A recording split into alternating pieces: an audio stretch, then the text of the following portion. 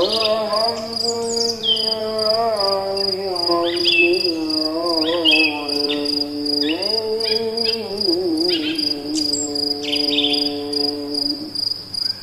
satu penyakit sebenarnya yang sekarang ini banyak orang nggak sadar, namanya apa? Leaky gut. Leaky gut itu, ini nggak dipelajari di dunia kedokteran ya, nggak ada ceritanya. Leaky gut itu apa? Bahan atau bagian yang ada pada usus itu keluar masuk ke dalam pembuluh darah. Dan penyebab leaky gut itu jadi awalnya usus tuh fili-filinya tight itu ketat-ketat. Gara-gara bahan ini, apa yang terjadi kemudian? Rusak semua sistem yang ada pada usus dan bahkan mau kanker kek, mau autoimun kek, bisa muncul gara-gara itu. Penyebabnya siapa? Tersangkanya ada dua. Satunya produk tepung. Satu lagi apa? Produk berbasiskan susu. Tersangkanya tuh. Jadi Anda yang masih suka makan gorengan, ikan digoreng tuh. Belum lagi lemak transnya ya.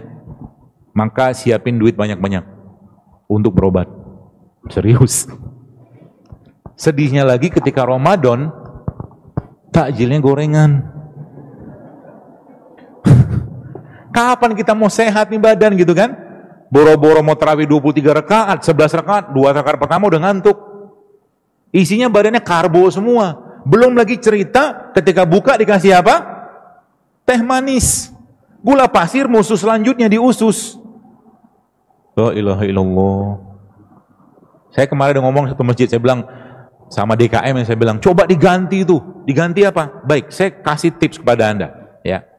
Tipsnya apa? Kita ikutin bagaimana Nabi. Nabi kita itu berbuka pasti sudah tahu lah ya, pakai rutop, pakai tamar, pakai air gitu kan.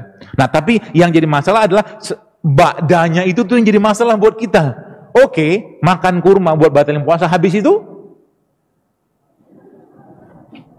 panjang ceritanya, tahu masuk, gorengan masuk, apalagi macam-macam lah masuk gitu kan. Lagi bersih-bersihnya tuh badan, kaget dia Bu, Pak. Ya kan? Akhirnya apa? Hari pertama Ramadan beratnya 50, hari terakhir 55. Sama aja bohong. Buktinya apa? Inflasi di Indonesia paling tinggi Ramadan. Betul? Kenapa bisa begitu? Karena orang lebih pusing dan lebih sibuk mikirin sahurnya pakai apa, bukanya pakai apa, tapi satu jus pun tak selesai hari itu. Bencana besar. Kenapa sahabat-sahabat senang datang Ramadan? Karena mereka nggak sibukkan lagi dengan makanan. Sibuk dengan apa? Quran, berbuat kebaikan, itu aja isinya mereka. Sehingga nanti ketika berbuka, ambil kurma segala macam, sibuk lagi dengan sholat tarawih kan sampai malam, selesai. Sahur nanti makan lagi, makannya paling kurma 3 butir, 5 butir, minum 1 sendok madu, ya, lalu minum air, lalu berdoa, ya Allah cukupkan badanku hari dengan apa yang kumakan sehingga aku bisa beribadah optimal, selesai. Makanya dalam Islam bahasanya apa? Ususnya kita itu satu makanan kita untuk 7 usus, karena berkah makanannya. Paham? Ya. So kapan mau berubah? Apalagi bulan Ramadan mau datang teman-teman sekalian, ya. Nah, nanti Ramadan ini kita jadikan momen untuk berubah. Ya. Taunya dari mana? Baik. Mungkin Anda saya tanya. Pertanyaan saya, kenapa ada orang makan beginian ngantuk? Enggak kelihatan kan gambarnya?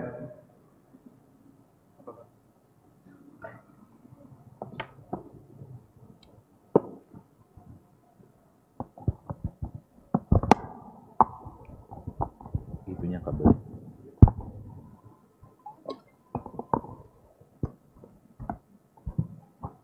Semoga bisa.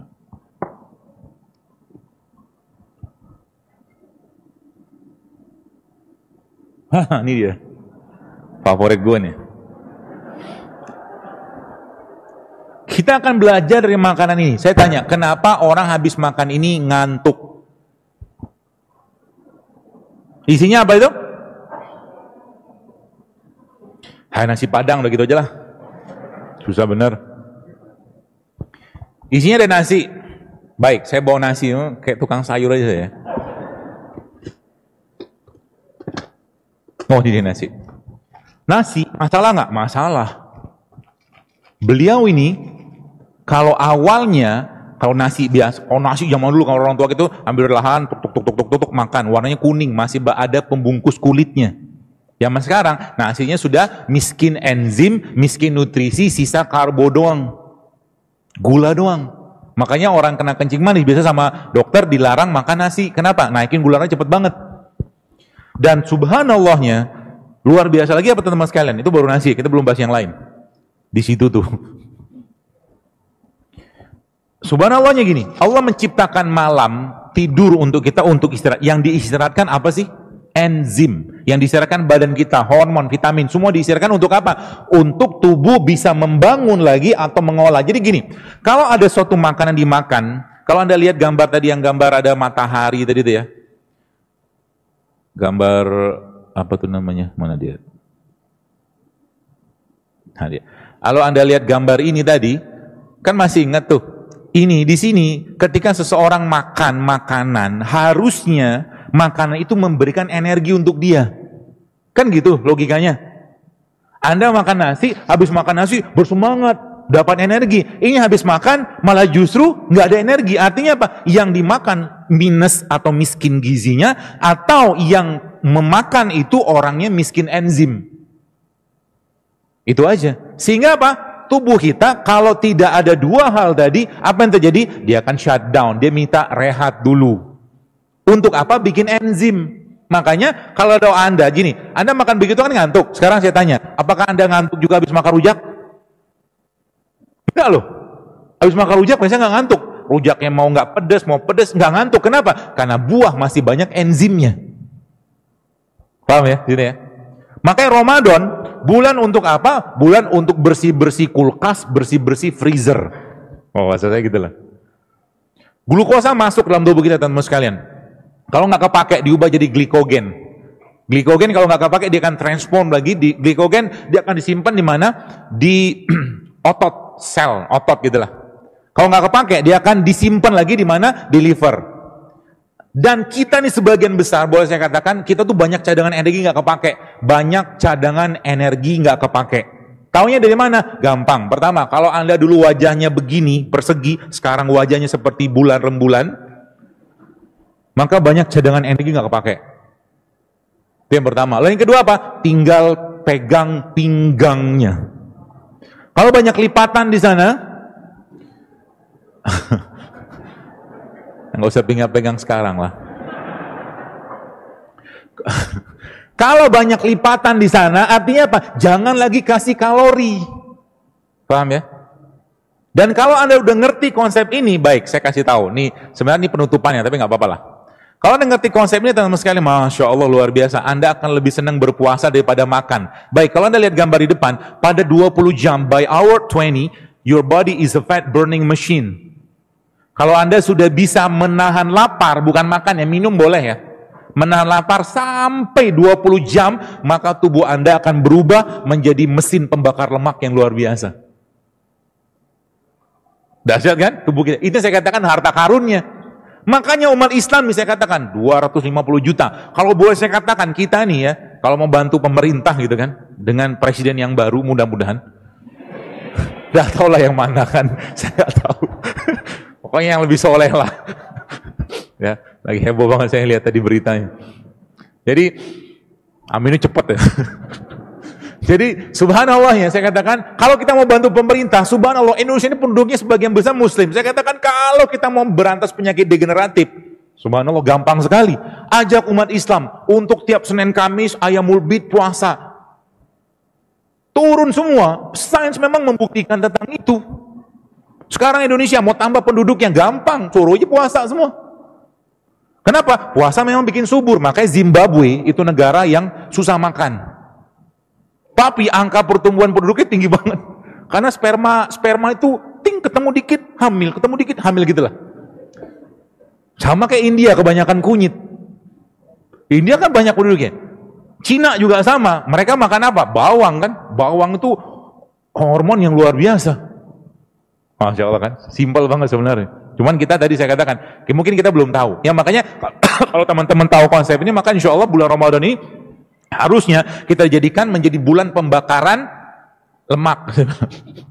Bulan detox, yang di detox apa? Sebenarnya bukan hanya detox raga fisik doang, tapi detox kolbu juga. Itu Nabi katakan, kenapa? Kalau ada orang ngajak Anda marahin Anda, ngomongin Anda, bilang aja saya sedang berpuasa, kan gitu ceritanya. Maka lagi puasa jangan banyak omong. Diam aja. Dan godaan puasa itu paling banyak di mana? Buka bersama. Udah capek-capek, gua kan seminggu gitu kan, misalkan benerin makan, tiba-tiba minggu depan tok sampai dekat Syawal 2 kali seminggu. Maka saya boleh ngomong sama Anda, buka bersama nanti. Saran saya bawa makan dari rumah, bawa minum dari rumah. Siapa tahu gara-gara itu orang terinspirasi. Dari tahun purbakala makan buka bersama itu aja, sirup, kolak, gitu-gitu aja. Masalah lagi kan? Jadi bulan Ramadan bukan justru malah jadi bulan pembersihan badan, bulan detox, tapi bulan nyampah yang kedua, yang ke-12 gitu kan. Sayang banget. Ya. Makanya saya katakan, ini yang pola ini sebenarnya disebut dengan intermittent fasting sebenarnya. Nah Nabi itu, boleh saya katakan, Nabi itu kan lebih sering berpuasa daripada makannya. Makanya saya katakan, Nabi itu ya secara badan memang perfectnya luar biasa ya. Tapi imannya orang zaman dulu itu memang karena memang jarang banyak makan. Anda bayangkan, perang Khandak, bacalah ceritanya. Perang Khandak itu, sahabat-sahabat Nabi yang berperang saat itu cuma dikasih 1 butir kurma loh, sehari. Jadi sebenarnya kalau kita makan di Ramadan itu 3 butir, 5 butir kurma sama 1 air gitu kan, katakanlah 1 sendok madu udah cukup buat ibadah sampai sahur. Serius. Kenapa? Karena masih banyak energi nggak kepake. Itu kata kuncinya. Jadi konsepnya adalah apa? Sebagian saya share sebenarnya di IG ya. Bagaimana Ramadan Anda jadikan sebagai bulan yang gak usah banyak makan. Benar-benar bulan gak usah banyak makan, tapi makannya berkualitas. Ada proteinnya, ada vitaminnya, ada mineralnya, ada enzimnya. Makanya Nabi SAW ketika berbuka menggunakan apa? Menggunakan rutop atau kurma basah. Kita nggak ada, kalau nggak ada nggak apa-apa, kurma kering nggak apa-apa. Ya, tapi saya sarankan saja kalau untuk ngambil satu keutamaan, coba cari kurma basah. Jadi berbukanya nanti pakai kurma basah, karena itu masih full banget enzimnya.